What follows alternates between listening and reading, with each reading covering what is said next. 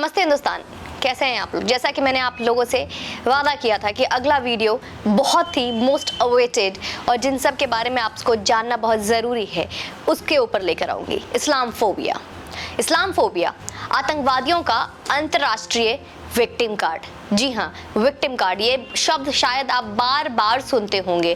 Victim card, victim card, victim card. जब भी कहीं कुछ गलत हो रहा है वहाँ पे ये इस्लाम फोबिया काम कर जाता है। 18 मार्च 2022 संयुक्त राष्ट्र महासभा के सामने पाकिस्तान के राजदूत मुनीर अकमर एक प्रस्ताव पेश करते हैं। प्रस्ताव होता है international day to combat Islamophobia, यानी कि इस्लाम के प्रति डर से लड़ने का अंतर्राष्ट्रीय दिवस। प्रस्ताव में यह दिवस मनाने के लिए 15 मार्च का आवेदन भी दिया जाता है। दोस्तों, अकरम यह प्रस्ताव ओआईसी यानी कि ऑर्गेनाइजेशन ऑफ इस्लामिक कॉन्फ्रेंस की ओर से पेश करते हैं। संयुक्त राष्ट्र महासभा में 193 देश है, जिनमें 57 इस्लामिक देश और चीन, रूस समेत अन्य 8 देश में समर्थन प्रस्ताव पारित भी हो जाता है। अब समझिए कि ये प्रस्ताव पारित हुआ क्या। समझिए हुआ ये कि 15 मार्च को यूएन इस्लाम के प्रति डर से लड़ने के लिए अंतर्राष्ट्रीय दिवस मनाया जाएगा। ऐसा हुआ। एक बार में इस्लाम फोबिया जैसे शब्द को यूएन महासभा में स्थापित कर इस बात को खत्म करने की कोशिश की गई कि इस्लाम और आतंकवाद बिल्कुल करीबी रिश्ता साझा करते हैं। आप इस्लाम फोबिया टर्म को समझिए। पहले इस्लाम प्लस फोबिया मिलकर बनता है इस्लाम फोबिया। फोबिया का मतलब जैसे आप सभी को पता होगा, डर के लिए, और एक अंग्रेजी शब्द है फियर, डर। अब आप कहेंगे कि इसे इस्लाम फोबिया नाम क्यों दिया गया, इसे इस्लाम फियर क्यों नहीं कहा जाता। यही तो सारा खेल है मेरे दोस्त, फोबिया और फियर का अंतर।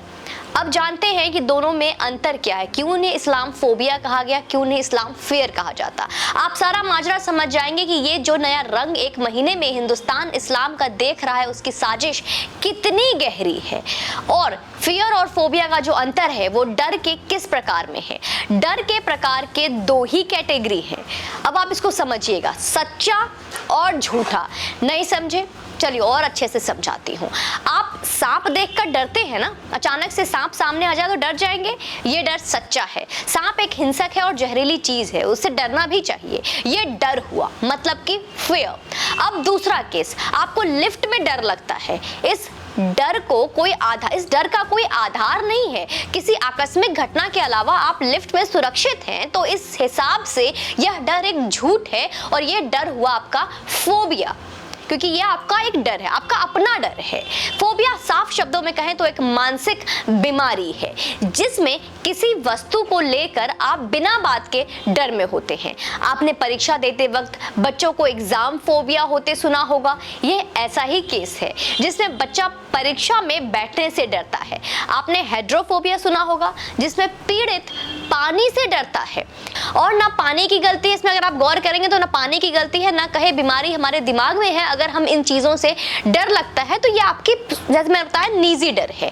अब डिकोड करिए इस्लाम फोबिया कहने का क्या मतलब है। अब हम समझते हैं, यही ना कि इस्लाम को लेकर जो डर है, अगर ये डर नहीं है, वहम है, हमारी दिमागी बीमारी है, इनकी इसमें कोई गलती नहीं है। अब समझ में आया क्या स्थापित किया गया है यूएन में। अब इनके बीते 1 महीने में रिकॉर्ड याद करिए। जुलूस में पथराव खुलकर, पाकिस्तान जिंदाबाद के नारे, हनुमान शोभा यात्रा में अड़ंगा और ना जाने कितने छिटपुट घटनाएं लगातार महीनों से होते ही आ रहे हैं। आप क्या समझते हैं ये सब बस ऐसे ही हो रहा होगा, बस यूं ही अपने आप? नहीं, षड्यंत्र का एक हिस्सा है, ताकि जब भी अखबार या मीडिया में ये कहे कि मुसलमान पथराव कर रहे हैं तो यूएन में ये बोला जाए कि देखिए, हमने कहा था ना कि इन्हें बीमारी है हमें गलत समझने की। इसके नतीजे समझ रहे हैं आप? यही कि अब जो करेंगे ये वही करेंगे और होकर भी वही, क्योंकि वो जो करेंगे वो दिखाना चाहते हैं, और जो करेंगे यही इनका वहम हो और कह के ये दिखाना चाहते हैं। अमरीश पुरी सनी देओल के पिता की भूमिका में होते एक फिल्म आपको याद होगा। उन्होंने खलनायक कातिया बने डैनी साहब के भाइयों को एक लड़की उठाकर अपने गाड़ी में डालते हुए देखा होता है। बाद में उस लड़की का बलात्कार भी होता है, तो अमरीश पुरी साहब इस घटना के चश्मदीद गवाह भी बनते हैं। अब वकील के पास बस एक ही तरीका होता है, फिल्म कातिया के भाइयों को बचाने के लिए फिल्म में किसी तरीके के अमरीश पुरी को मानसिक रूप से असामान्य घोषित करवा देता है ताकि इन्होंने जो देखा वो मात्र इन्हें वहम लगे। और ऐसा बार बार होता है, किसी एक व्यक्ति को आप बार बार झूठा झूठा झूठा, पागल है पागल है पागल है कह के बोलिए तो यही हो जाता है। यही सिचुएशन नहीं है। हमने आपने जो भी इस्लाम के आतंकवादी चेहरा अब तक देखा है, वो चाहे कसाब का आतंक हो या अफजल गुरु का, लादेन के हो या मसूद अजहर के, सब कुछ वहम था। ना तो होटल ताज में कसाब कभी आया था और न 1993 में अफजल, न वर्ल्ड ट्रेड सेंटर में ओसामा गया था, और मसूद अजहर तो एक संत है, उसे आतंकवादी कैसे कह रहे हैं हम, है ना? सब वहम था। अब आप कहेंगे कि फिर ये कब तक चलेगा और इससे लड़ा कैसे जाए, कैसे बचा जाए इस्लामफोबिया से? तो फिक्र मत करिए, हमने मोदी सत्ता को केंद्र में और योगी जैसा मुख्यमंत्री राज्य में बिठा रखा है जो यूएन के ऐसे नजरिए को अपने पैर के अंगूठे में रखता है। कोशिश यही करिए कि हर राज्य में योगी जैसा मुख्यमंत्री बैठे जिसे अपने देश के संविधान से ज्यादा फिक्र किसी और किताब की ना हो। और जाते जाते आखिरी बात, हमारे यहाँ एक कहावत है, मारे राम तो राखे कौन, राखे राम तो मारे कौन। मतलब समझे? तुम्हें कह रही हूं यूएन जाने वालों, अगर राम जी मारेंगे तो कोई नहीं बचाएगा, बचाने वाले तो अकेले राम जी हैं। तो बोलो जय श्री राम। और जो वीडियो देख रहे हैं उनसे गुजारिश है, मैं यह अपने किसी वीडियो में नहीं कहती हूँ, कभी कभी कह भी देती हूँ, लेकिन ये वीडियो ज़रा खास है। इस वीडियो को ज़्यादा शेयर कीजिएगा और अंतर्राष्ट्रीय ताकत हमारे खिलाफ खड़ा है, इसके बारे में भी सोचिएगा कि फंडिंग देश में अगर कुछ होता है तो बाहर से क्यों होती है। इस्लाम कम होने के बावजूद भी, अल्पसंख्यक कहे होने के बावजूद भी, अल्पसंख्यक कहे जाने और होने के बावजूद भी इतने ताकतवर क्यों हैं? बहुसंख्यक बहुत ज़्यादा होने के बावजूद भी इतने डरे हुए और कमज़ोर क्यों हैं?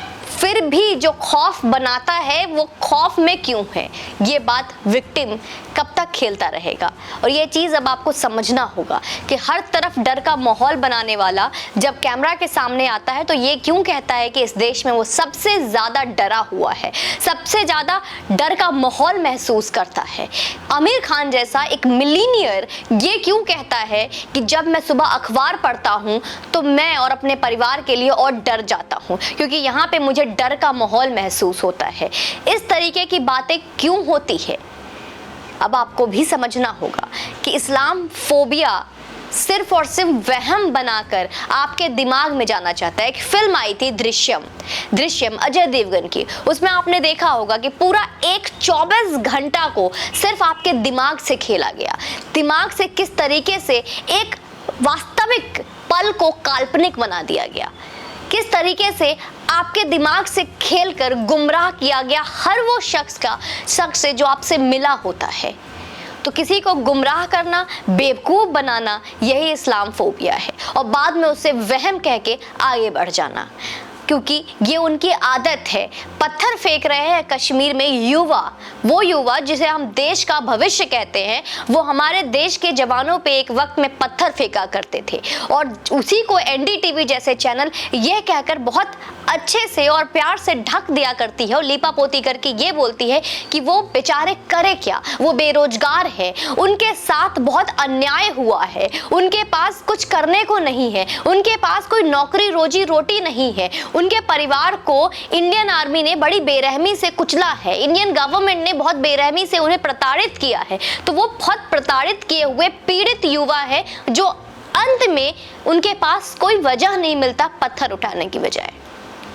आज वही पत्थर उठाने वाले हाथ जय हिंद बोलने को मजबूर है, क्योंकि देश में मोदी सरकार है और राज्य में भी अन्य अलग अलग राज्यों में कई ऐसे मुख्यमंत्री हो चुके हैं जो कि अब देश हित में सोचते हैं। तो ये मेरा और आपका दायित्व तो बनता है, मैं सिर्फ आखिरी में फिर से यही बोलूँगी, मेरा और आपका दायित्व तो बनता है कि हम वो सरकार चुने जो आपके और आपके आने वाले भविष्य को और देश को सुरक्षित करे, ना कि अंतर्राष्ट्रीय स्तर पर इसे बेच दे और ही मजबूर बना दे।